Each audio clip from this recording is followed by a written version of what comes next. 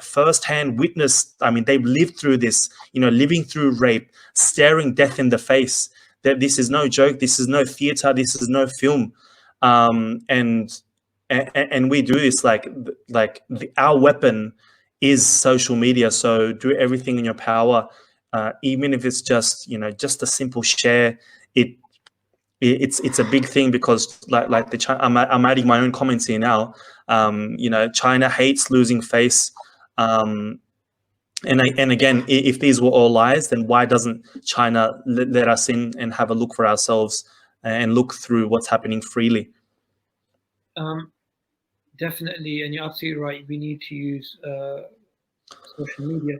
So, I mean, it's clear, absolutely clear, that this is a criminal regime. And I mean, this thing, literally, I mean, somebody wrote a comment, and I totally agree, that a woman rather be, especially Muslim women, all women, but, you rather die than, go through this sort of thing. I don't want to continue the interview with her too. Yeah. She's very upset, and it's very hard to watch this.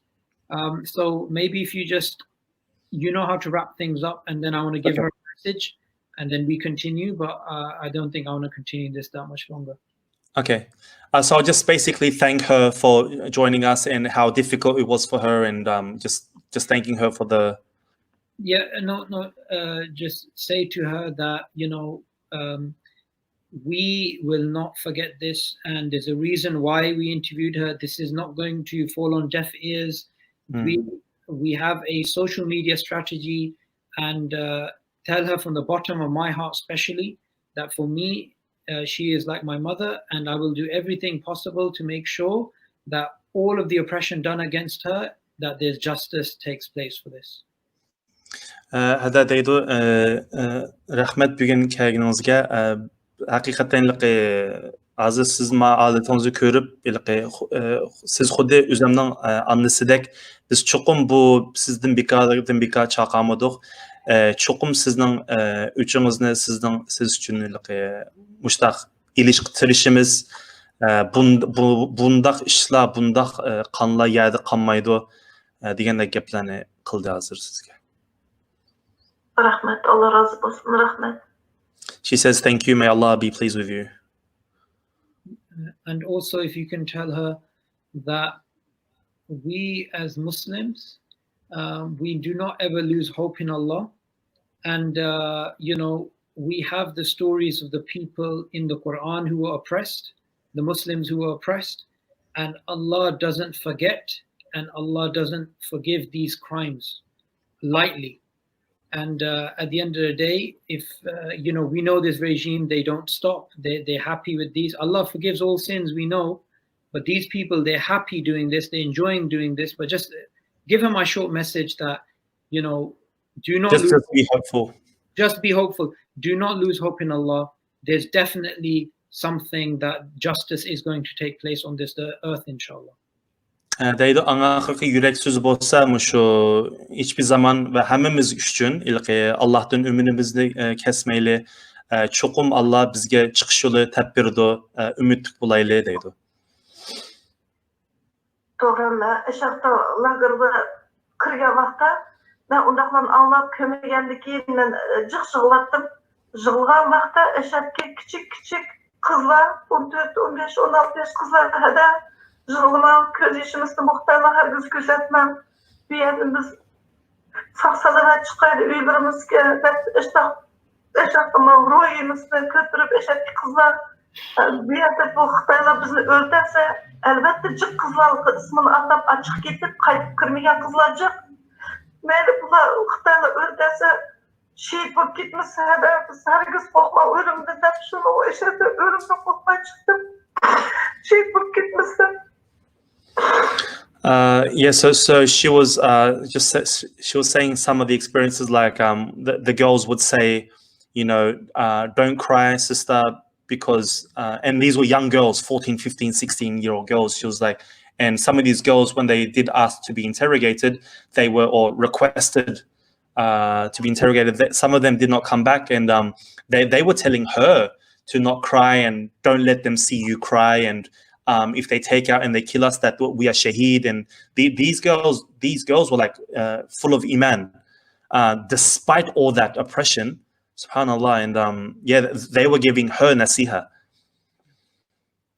Just thank her for her time, and we really appreciate it, and tell her that we will always as Muslims be united, and if one part of the ummah is in pain, the whole body is in pain, and we will not forget what's happened to her and what's happened to the others.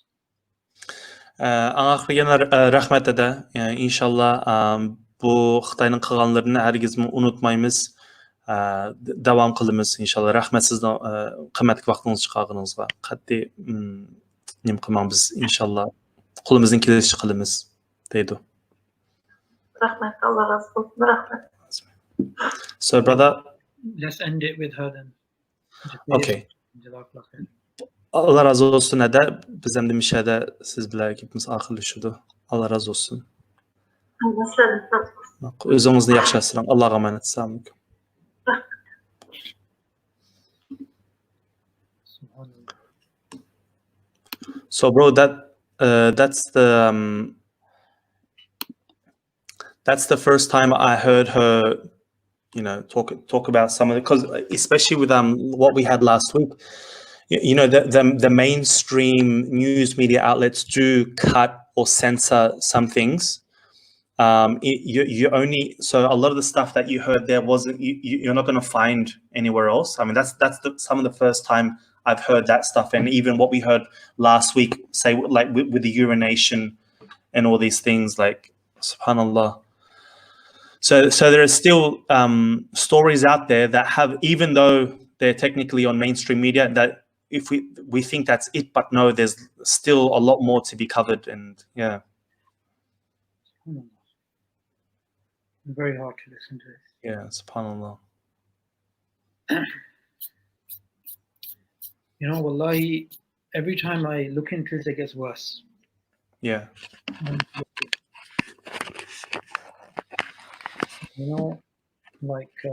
Honestly, she's my mother's age. Yeah. I honestly, I'll be very honest with you, Arslan. I actually did not expect her to say that she got raped. No. Because I didn't as well. There's another scholar. He currently resides in Northern Europe, and he said that he was gang raped by 20 officers. And when I heard that, I was like, subhanallah, so if that's what's happening to men, then God only knows what's happening to women. So these guys are literally ruthless, like disgusting. So, no words, it's, you literally can't compare. You literally can't compare. I mean, yeah, I don't know what to say, It's too difficult. Yeah. No, I did not want to continue that. And you talked about this before. This is, we have our differences with certain groups. I mean, through your channel, debating atheists, but the Uyghur issue is one issue that will unite many groups, regardless of your religious thought, your religious background. Just the opposites can unite on this issue. Most of the activism for the Uyghur issue has come from agnostic, atheist, leftist activists. It has not come from the Muslim community. Yeah. Has not even, even actually the Christian community has been very sympathetic. Here in London, we have a Jewish man who goes and he protests outside the Chinese embassy. Yeah. And he's an Orthodox Jew. So, atheist, Muslim, Christian, Jew, we all can rise up against, Chinese barbarism. It's, the world has a choice, either China or civilization, right? Yeah. We stick to civil rules, values, or we stick to business, right? And profits. And that's the decision we need to make. And for us, it's a no-brainer. Yeah. Muslims, I want all the Muslims here to recognize that, wallahi, wallahi, wallahi, by Allah, if these Uyghurs were sent to Palestine or they were sent to Kashmir, they would say it's a holiday. Wallahi, they would. They would say it's a holiday. Yeah, you can't compare. You can't compare what's happening in India and you compare what's happening in Kashmir and what's happening in Palestine. You know, the oppression is something else. It's something else. And you know, World War II, they always used to say, you know, during the concentration camp, never again. I honestly am thinking back to Stalin's gulags. People will just work to death, right? Or Nazi occupation, people are just killed. This is worse than killing. It's much. I rather just she was just or the women there are just gone, grabbed and killed. No problem. Yeah. We can deal with that psychologically. But to know right now as we speak, someone's being raped in these Chinese camps, their sister's screaming out, and nobody but Allah hears her, right? And what we got to do as Muslims is we got to take action. And this issue to do with the Uyghurs, this is something which I'm telling you guys, every single Facebook post, every single comment, every single thing is damaging China. It's damaging their reputation. I've been watching CGTV, that propaganda nonsense of that criminal regime, and they are continuously firefighting. They're continuously trying to defend their Chinese narrative, bringing in white people, black people, talk about how great China is and all of this. They can't bear this criticism. So every comment, every share, everything that you do, I'm telling you guys, it's having a significant impact.